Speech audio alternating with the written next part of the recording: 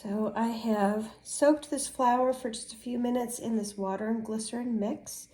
As you can see, it softens the wood, allows it to be more pliable. It also allows the paint, when you put it on there, to kind of blend more and give more of a watercolor feel, which is what I was really wanting to go for.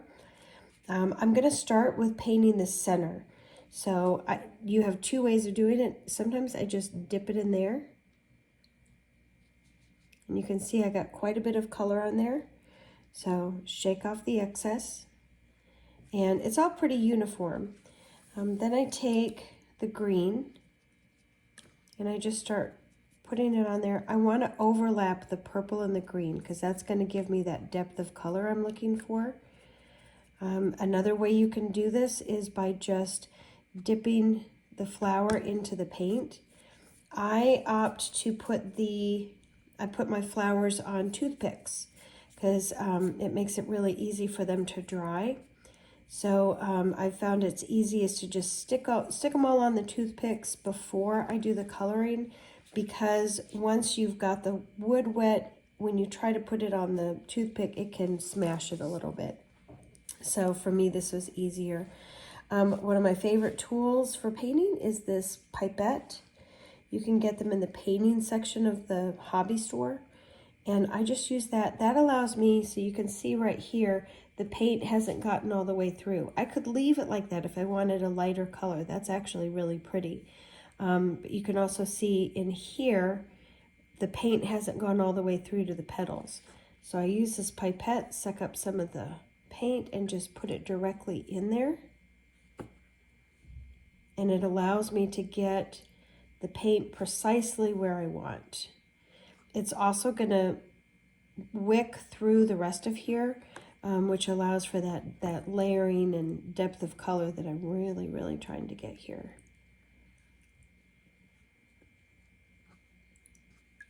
So shake off the extra, and there you can see we got a good start. But I want more depth. So next, I have some watered down blue. I like these little sponge tip ones for just the tips here.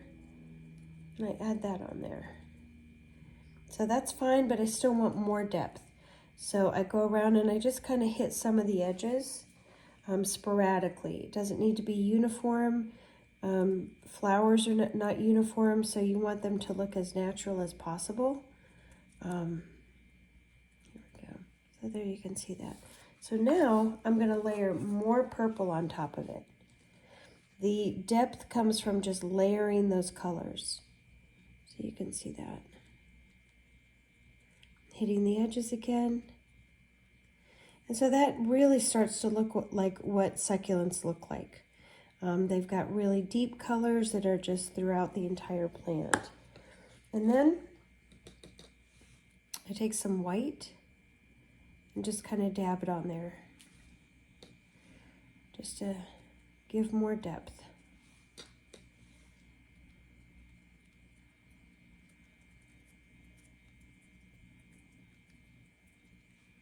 There you go. This is a lid from a styrofoam box that I have found is really great for allowing them to dry. Just stick the toothpick in there and let it dry. And now I'm ready for the next one.